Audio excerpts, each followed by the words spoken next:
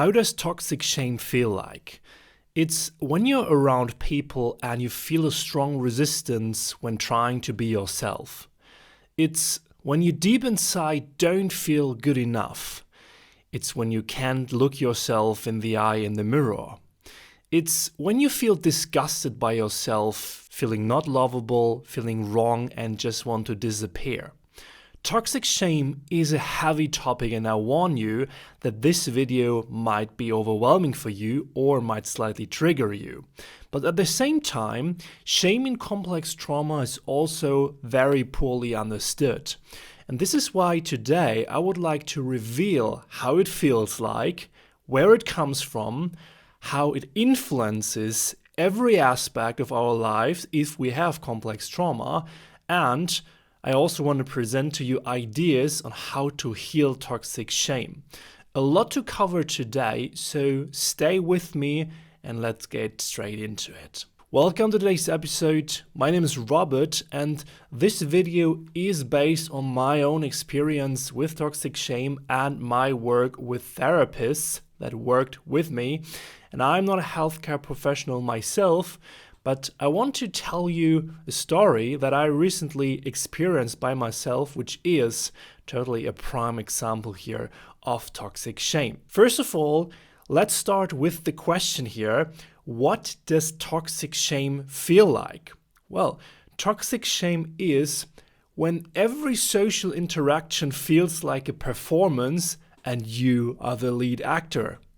This basically happened to me during a recent family meetup here, and I'm very sure if you struggle with childhood PTSD too, this will be very relatable to you. Let's start with that story, and maybe you experienced a similar one during the holidays or when you had family meetups.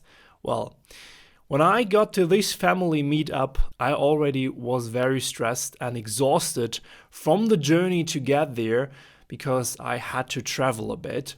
And I basically, when I arrived, needed some space right there. But no, it was family time instantly and everyone wanted to talk and catch up. So I was sitting there, forcing a polite smile when everyone was in great mood and chatting. And I know you can relate already to that story.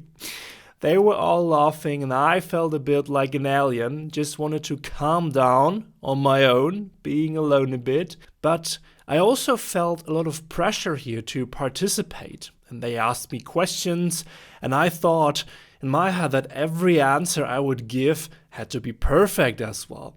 I couldn't relax and somehow I felt such resistance to just be myself and to just take that space. My needs screamed at that time, I just want to be alone. Alone, it's safe right now. But my head said, control, Robert, be polite here, answer their questions, make a good impression. So I had to answer, basically, but I felt that their expectations loomed me over like a shadow. And I noticed how I slowly began to dissociate here. I tried to stay engaged with them, but my body felt heavy, my gut churned, and my mind spun with thoughts of failure constantly. Why can't I just be good enough here?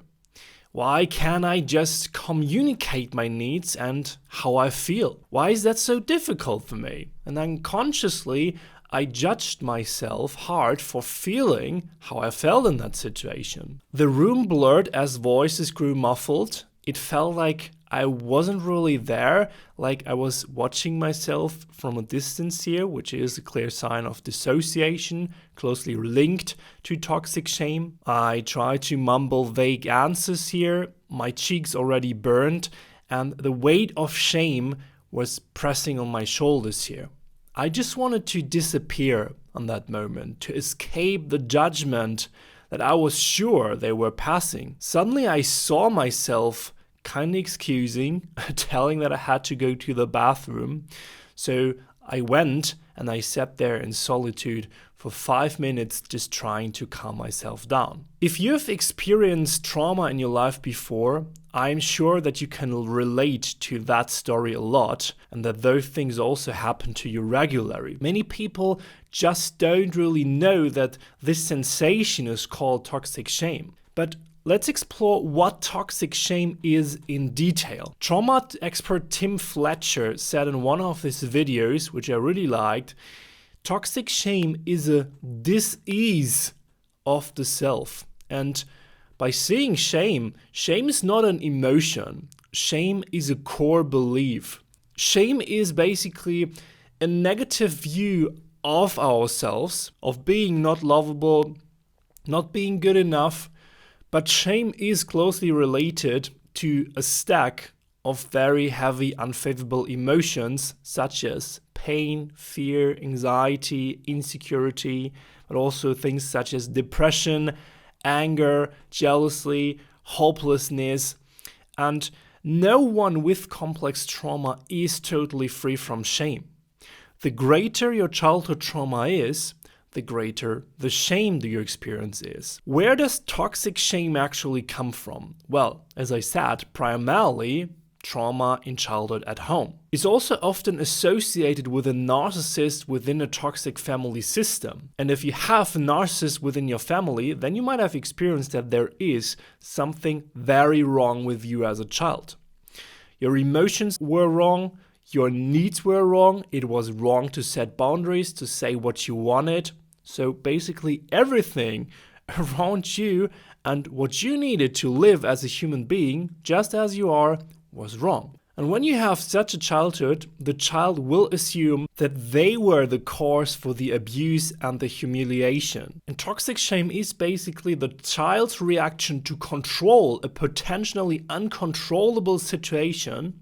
Then it feels shame because it can't protect themselves otherwise. And the second source where shame comes from, well, shame and trauma start within our families and then are manifested by our culture and society. For example, from beauty standards from Hollywood, for example, money, possessions, talent, the school system, what we are getting valued for, intelligence, beauty, body, money, again, bullying in school by students and incompetent teachers, of course also social media, the media in general. Those are big mirrors for ourselves where we develop and strengthen our sense of shame. And toxic shame can be displayed in the cycle of toxic shame that we talked about before in other episodes.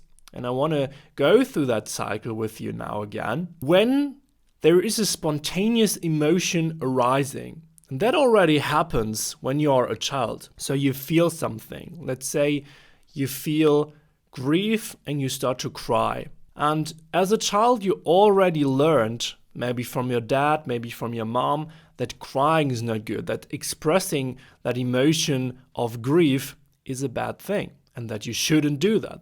So you'll learn whenever you are sad, whenever you like to cry, that you shouldn't feel that you shouldn't do that.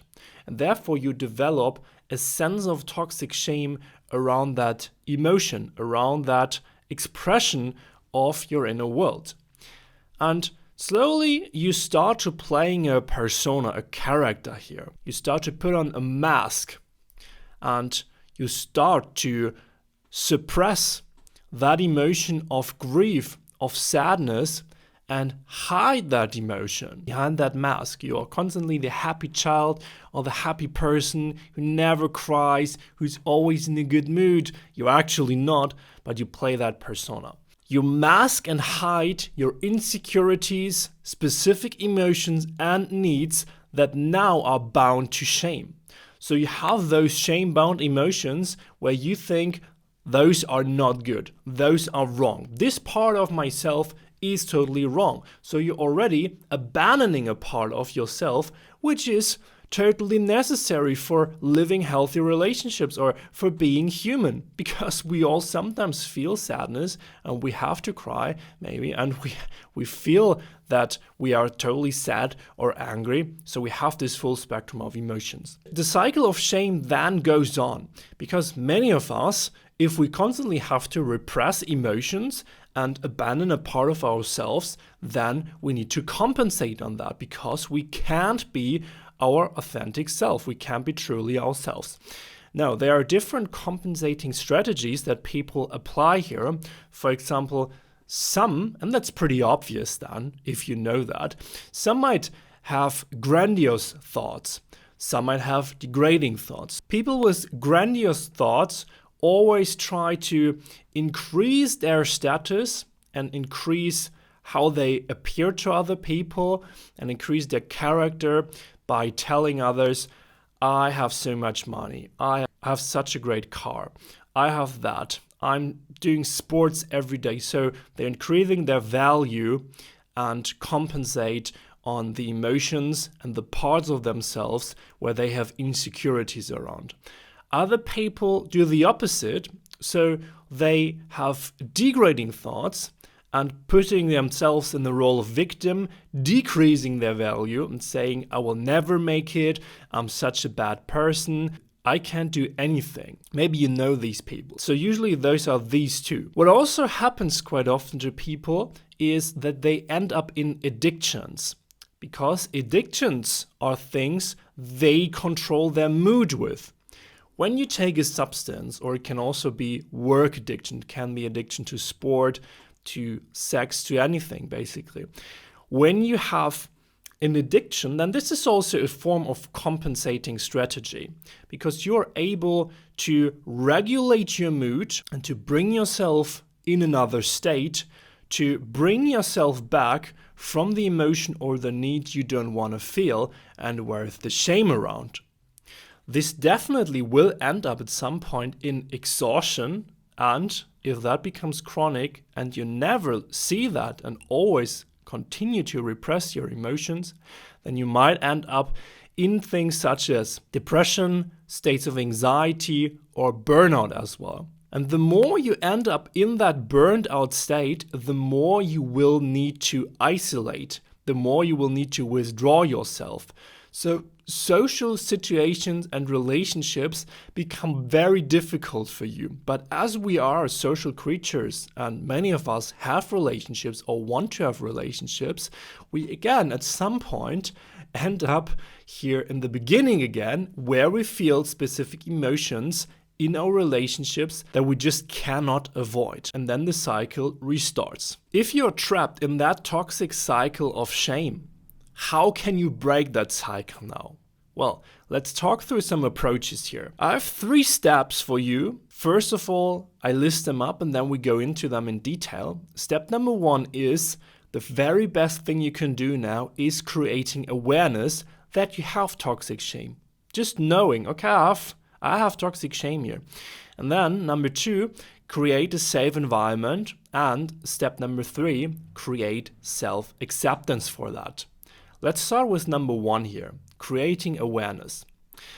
Again, bringing shame to the conscious level is the very first and helpful step that you can do.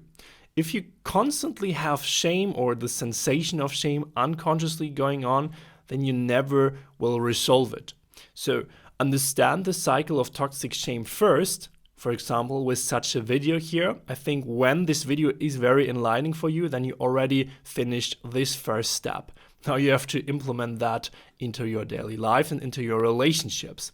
Step number 2, create a safe environment. Other people will always mirror you, and you definitely need healthy mirrors. So finding healthy people for good relationships is the very best solution on healing toxic shame and resolving symptoms of childhood trauma. Unhealthy people and relationships are, in most cases, re-traumatizing. So you definitely have to avoid these. And if you're currently trapped within relationships or within dynamics, drama dynamics, unhealthy dynamics with people who have, for example, narcissistic tendencies, are psychopath, are in generally toxic for you. I don't like the term, but it depends. Okay, some people are toxic for one person, some people are toxic for the other person. You get it. But when you are with such people, you have to cut them out of your life. It will be very hard. Of course, it is such a difficult topic here. Again, as I said in the intro, but this is the only way to get out of it. A huge part of healing is always connecting with healthy people. When we talk about toxic shame, we always talk about attachment wounds. And attachment wounds, relationship-based wounds, can only be solved within relationships. So if you constantly avoid other people and relationships, you will never truly heal those wounds. Opening up and feeling vulnerable is a necessary and fundamental part of healing toxic shame here. You need people who understand you and don't judge you, and this gives you a very relieving and healing experience.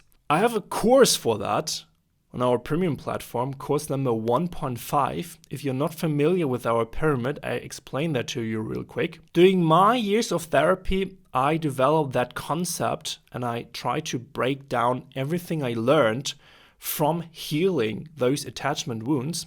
And I came up with that pyramid model here, okay? Now, on the first level, we have always the basis, which is staying connected with yourself, learning to re-regulate yourself and learning about attachment in general. And then on top of that, I'd like to build up different levels here. Level 2 is feeling and expressing your emotions. So emotions are always one of the first steps.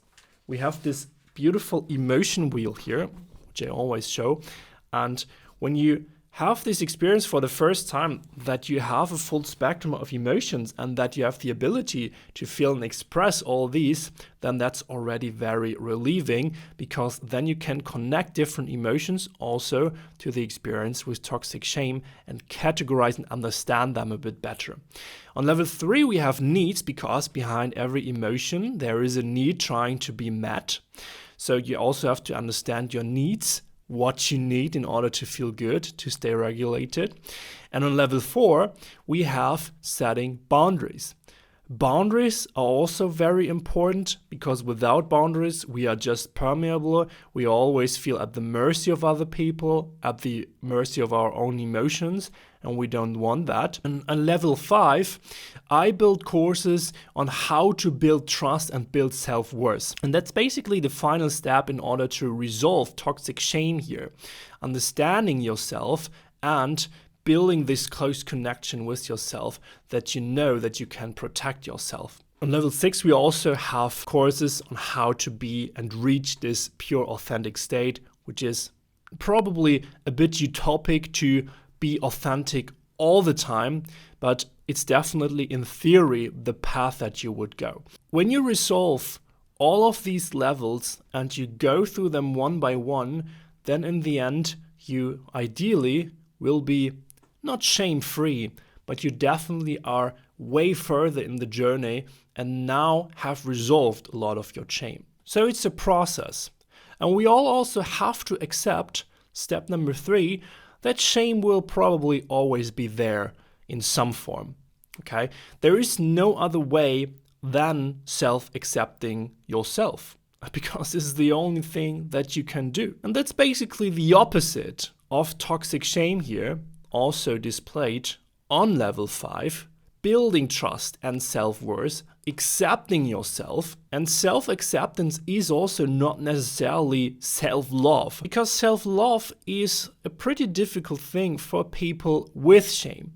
Self-love does not work here for everyone, because before we have to break through that level of shame before we can ever reach self-love. Now, people with toxic shame usually cannot create positive and warm emotions for themselves. They have to break free and overcome their negative thoughts first. For example, if you were shy, then you have to accept that you are or were shy. If you wished for a stronger and not so sensitive personality, you always have to accept your true, authentic self and personality, of course. See it from a more positive perspective. It's okay that you are sensitive, shy, anxious, etc. At some point in your life, it probably will dissolve itself anyway. For example, I became less sensitive as I accepted myself as a highly sensitive person.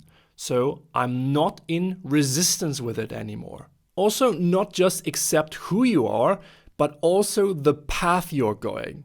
So you learn specific lessons other people will never learn without going your individual path. It's your path. There's also a grieving part in here. Maybe you think I didn't have the childhood or the parents that I deserved. It's your path. Someone else may have had those parents or had this childhood that you wish for. Then often you might experience that grief might come sideways, like pop-ups, when you see a mother talking kindly to her child, being kind to her daughter, to her son. When you see working relationships, then there is an element of grief in here. You have to accept that your path was different and that you now can take responsibility in order to solve those things, or that you can maybe do it better with your own children. And now some final thoughts from my side. Healing is always possible, also healing toxic shame, but it is very hard. Some part of you will always deal with it, and toxic shame will never completely go away, but it will definitely become a lot easier if you become conscious about it, if you create awareness for it and accept yourself and your path. Throughout your life, it always will be a messy up and down journey. Accept that healing is a slow process and messy, full of ups and downs, like I try to display in this curve here. So it is not always like this. It's not linear. It's like this. Up, down, up, down, up, down. But slowly you're moving up. Slowly it's getting easier and healing will happen. Accept that failure is a good thing and that you will learn from it. That might be difficult for many of us who have experienced childhood trauma because we learn that failure is a bad thing, that the emotions such as grief, anxiety are also tied to being wrong, to that shame on identity, but it's necessary to overcome it. And last but not least, also some signs that you might be healing already. One big sign is always that you get triggered less, of course. And another sign is that you are also able to process through toxic shame situations more quickly. Also, if you want to start resolving toxic shame right now, I also have exercises and worksheets on our course 6.1 in our premium platform. I created a full online community for exactly people like us. And in my course, I share everything that I learned on my healing journey while working with 3 therapists and 3 different therapy approaches in the past years. And I took all my experiences, skills, and strategies that I learned from my therapist and put them into that step-by-step path in that pyramid model that I presented to you earlier. You can become a member today. Just go to understandable.net/join, get access to all the course and the platform, understandable.net/join. And now I'm curious what stories you have to share around toxic shame. Definitely leave me a comment below today's video. And if you want to support the podcast, join our community or leave a 5-star review on Apple Podcasts or Spotify. Leave a like, and I see and speak to you next time. Have a great day.